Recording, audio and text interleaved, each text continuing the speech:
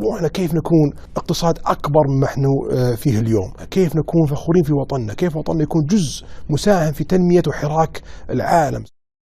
جاهزين يا شباب؟ يلا نبدأ.